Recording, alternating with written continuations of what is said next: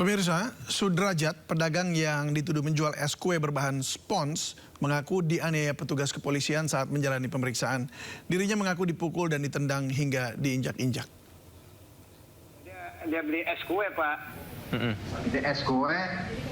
Saya belum tahu, itu es jadul, dibejek-bejek aja sama-sama polisi.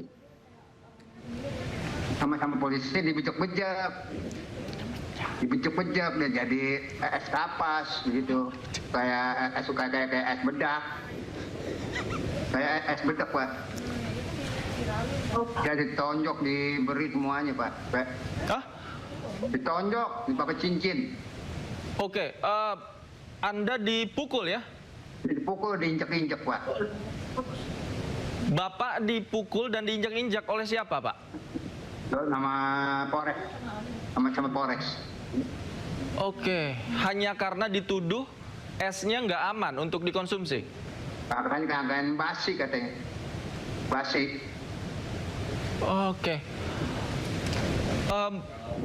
Ini juga fakta baru yang juga baru saya ketahui. Pak Sudrajat, apa pada saat itu yang disampaikan oleh mereka apa ketika memukul Bapak? Kayak anjing, kaki diangkat-angkat, semuanya pada diangkat-angkat. Kapolsek Kemayoran Kompol Agung Ardiansyah membantah anggotanya melakukan tindakan kekerasan saat mengamankan penjual es kue gabus di Kemayoran, Jakarta Pusat. Yang sudah saya sampaikan awalnya itu dari 110. Nah, itu memang laporan itu wilayah Polsek Kemayoran. Tapi saya tidak tahu adanya apa viral atau gimana. Yang pasti di Polsek Kemayoran ini anggota saya tidak ada menggunakan kekerasan sedikit pun, tidak ada. Polsek Kemayoran kami hanya menangani dari 110 itu, pengaduan 110 yang sekarang sedang berjalan, ya kan, prosesnya. Dalam artian ini praduga tidak bersalah, untuk bapaknya kita kembalikan, kita antar ke rumahnya, dan sementara ini dugaan dari bahan itu masih dicek dari Puslapor Mabes Polri.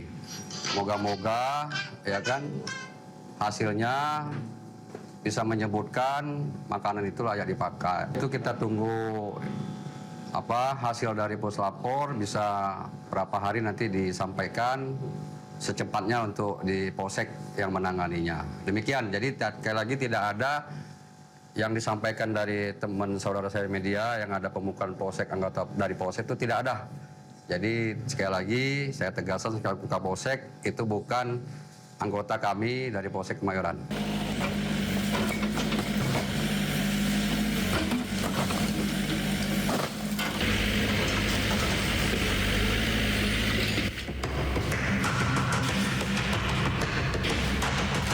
Menggunakan alat berat, satu persatu bangunan yang berdiri di atas ratusan makam TPU Kebonanas Jakarta Timur dirobohkan. Sejumlah warga hanya bisa menyaksikan rumah yang telah mereka tempati puluhan tahun dirobohkan. 130 keluarga kini telah direlokasi ke Rusun Pulau Gebang, Rusun Pik, Rusun Rawabebek, dan Cipinang Besar Selatan. Setelah rata dengan tanah, lokasi ini dijaga petugas agar tidak diduduki kembali oleh warga. Pengosongan bangunan, perubuhan maupun pembersihan yang nantinya langsung bisa dimanfaatkan sebagai tempat pemakaman umum oleh masyarakat. Jadi tahapan sebelumnya sudah kita laksanakan dari mulai relokasi warga ke rusun. Kemudian setelah kosong, kita juga laksanakan SP1, SP2 sampai dengan pemberitahuan bahwa hari ini akan dilaksanakan. Lahan ini nantinya akan difungsikan kembali sebagai makam baru yang dapat menampung 1.000 lebih lubang makam. Dari Jakarta, Rio Manik, iNews melaporkan.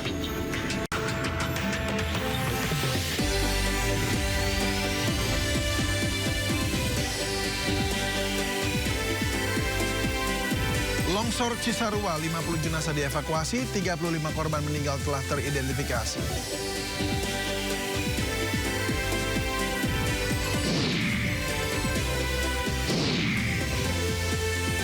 Setelah tak terbukti menjual es berbahan spons, Sudrajat mendapat hadiah motor dan bantuan renovasi rumah gratis.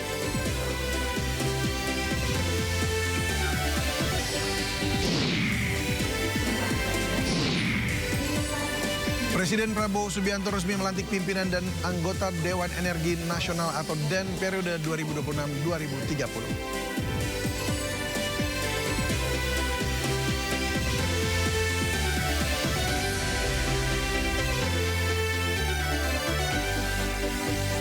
Halo, selamat sore pemirsa. Status tersangka terhadap Hogi Minaya, penabrak orang yang menjamret istrinya, belum dicabut meski telah dilakukan upaya restoratif justice. Gelang pelacak atau GPS di kakinya sebagai tahanan kota sudah dilepas oleh Kejaksaan Negeri Sleman. Bersama saya David Silahoy, Anda menyaksikan Sindo Sore. Pemirsa, tim SAR gabungan menghentikan sementara proses pencarian korban longsor di Desa Pasir Langu, Cisarua, Bandung Barat. Keputusan ini diambil akibat cuaca buruk yang dapat membahayakan personel di lapangan.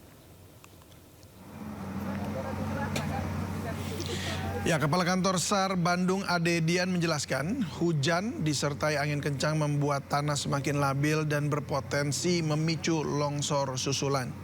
Selain itu, material lumpur yang tebal juga menyulitkan proses evakuasi korban yang diduga masih tertimbun. Meski demikian, sebelum operasi dihentikan, tim berhasil mengevakuasi 1 jenazah.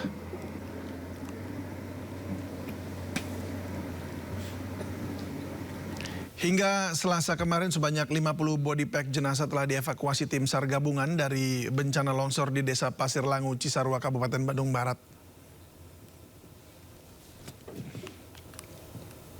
Dari jumlah tersebut, 35 korban meninggal telah teridentifikasi dan diserahkan kepada pihak keluarga. Sementara itu, sekitar 35 rumah dengan total 155 warga terdampak longsor. Dari jumlah tersebut, 75 orang berhasil diselamatkan oleh tim SAR gabungan. Selain warga sipil, puluhan personel TNI Angkatan Laut juga terdampak longsor karena tengah beraktivitas di wilayah lereng Gunung Burangrang.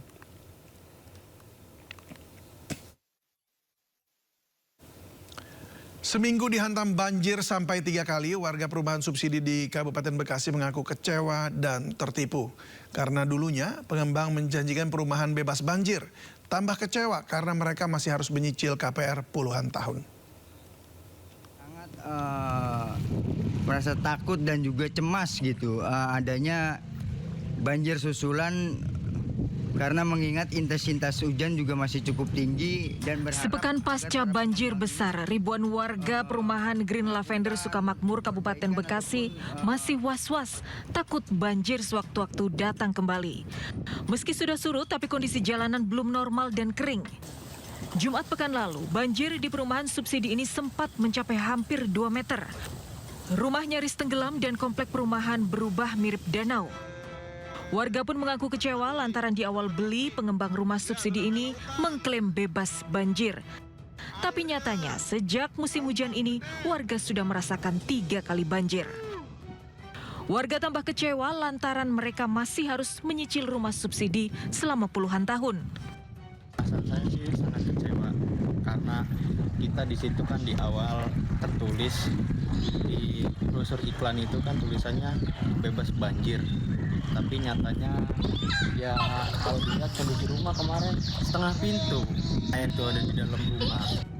Kecewa dengan banjir yang datang bertubi-tubi, warga berharap pengembang perumahan tidak cuci tangan dan segera membenahi saluran air agar warga tidak kebanjiran. Pada seluruh pengembang yang tidak memiliki tanggung jawab terhadap proyek-proyek yang dibangunnya. Dan sebelumnya melalui Instagram, Gubernur Jawa Barat Deddy Mulyadi menyentil para pengembang yang tidak tanggung jawab atas proyeknya. Apalagi kerap ada embel-embel iklan bebas banjir.